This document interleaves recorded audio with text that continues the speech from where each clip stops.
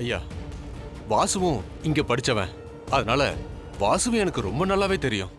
அவ அப்பவே சரியான திருடன். அவன் ஜீவா கூட சண்டை போட்டுக்கிட்டே இருப்பான். அவனை நான் கடுமையாவே கண்டிச்சிருக்கேன். அதனாலதான் அவன் ஜீவா இல்லைங்கிறத நான் அவ்வளவு உறுதியா சொன்னேன். ஆனா சின்ன வயசுல காணாம போன ஜீவா இப்ப எப்படி இருப்பான், எங்க இருப்பான்னு என்னால உறுதியா சொல்லவே முடியாது. ஃபாதர், உங்களை நம்பிதான் வந்திருக்கோம்.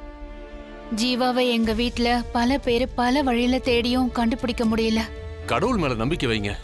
ஜீவா கண்டிப்பா கிடைப்பான். சரியான நேரத்துக்கு உங்களை தேடி வருவான். ஃபாதர், நீங்க தப்பா நினைக்கலனா நான் ஒன்னு கேட்கலாமா? என்னம்மா, என்கிட்ட கேட்கறதுக்கு உங்களுக்கு என்ன தயக்கம்? கேளுங்க.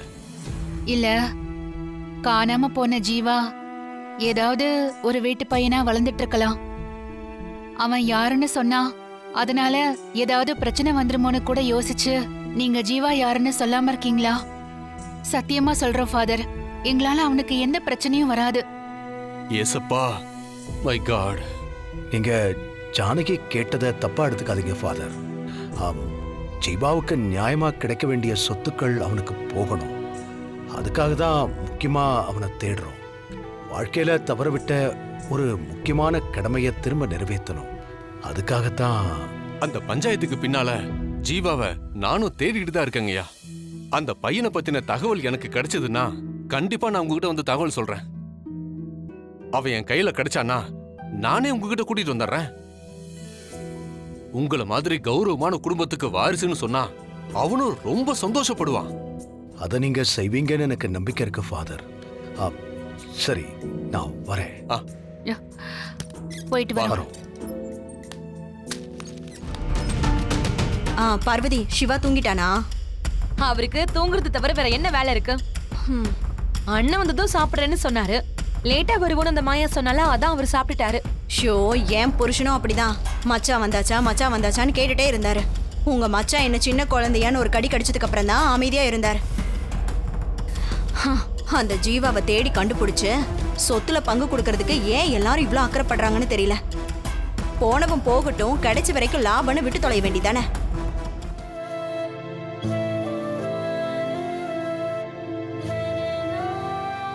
என்னங்க, காலையில இருந்து எதுவுமே சாப்பிடல. ஏதாவது சாப்பிட எடுத்துட்டு வரட்டுமா? இல்ல ஜானகி, பசிக்கல, வேண்டாம். அத்தை, அந்த புவனேஸ்வர் என்ன பண்ணா தெரியுமா? கதிர் வேலை பார்க்குற இடத்துல சிலிண்டரை கொடுக்காதுன்னு சொல்லி கேஸ்காரங்க கிட்ட சொல்லியிருக்கா. அப்புறம் எப்படி சமாளிச்சீங்க? மாயா இருக்கிறப்ப என்ன பயம்? மாயா புத்திசாலித்தனமா சிலிண்டருக்கு ஏன் வெளியில அலையணும், நம்ம ஹோட்டல்ல வேலை பார்க்கறவங்களையே அவங்க வீட்டுல சிலிண்டர் எடுத்துட்டு வர சொன்னா. அவங்களும் டைமுக்கு அப்படியே கரெக்டா எடுத்துட்டு வந்துட்டாங்க. நல்லபடியா சமைச்சு டைமுக்கு ஆர்டர் கொடுத்தாச்சு. கதிருக்கு நல்ல பேரும் கிடைச்சிருச்சு. ஃபர்ஸ்ட் டைமா பெரிய ஆர்டரை சக்சஸ்ஃபுல்லா முடிச்சாச்சு. இனிமே இந்த மாதிரி அவனுக்கு நிறைய ஆர்டர் வர ஆரம்பிச்சிரும் அத்தை. அப்போ மறுபடியும் புவனேஸ்வரி கேஸ்காரங்க கிட்ட போய் சொல்லுவாளே? என்னத்த சொல்லுவா? மாயா அந்த கேஸ்காரன் கேஸ் சிலிண்டரை திருட்டுத்தனமா விக்கிறத வீடியோ எடுத்திருக்கா.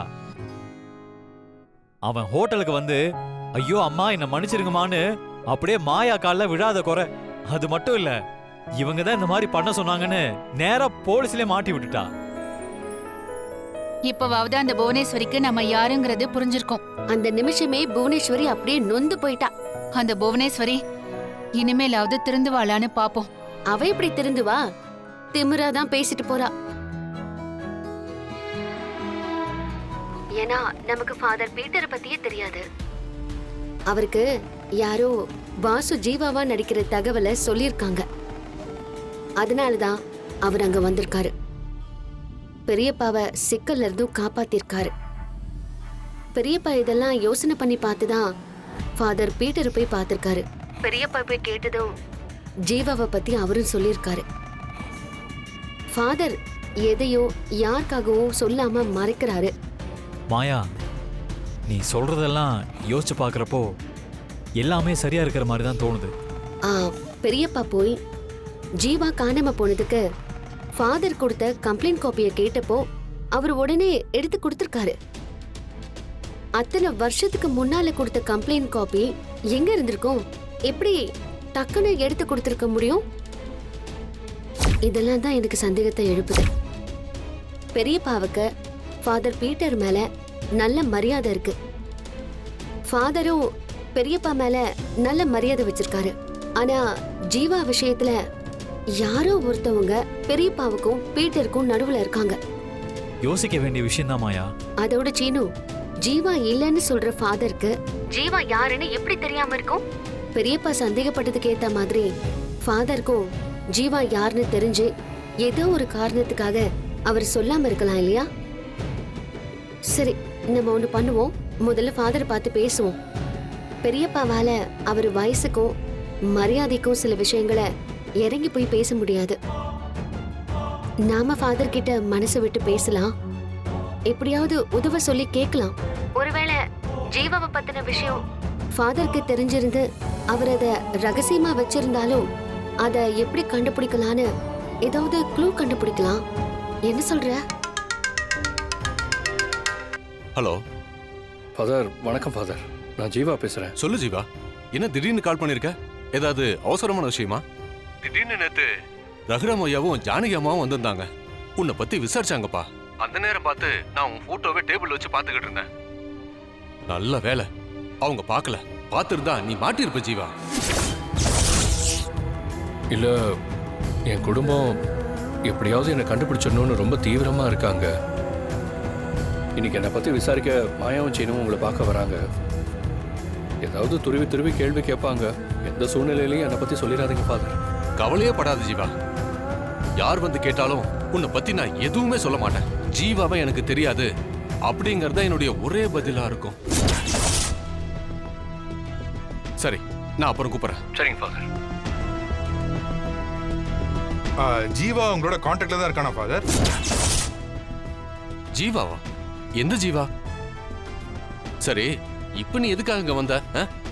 ஜீவாவை பத்தி தகவல் தெரிஞ்சுட்டு போலான்னு வந்தேன். அவன் எங்க இருக்கான், எப்படி இருக்கான், அதை பத்தி கேட்க தான் வந்தேன். ஆஹா, அதெல்லாம் எனக்கு தெரியாது. இப்ப நீங்க ஜீவாட தானே பேசிட்டு இருந்தீங்க? ஜீவாவா? எந்த ஜீவா?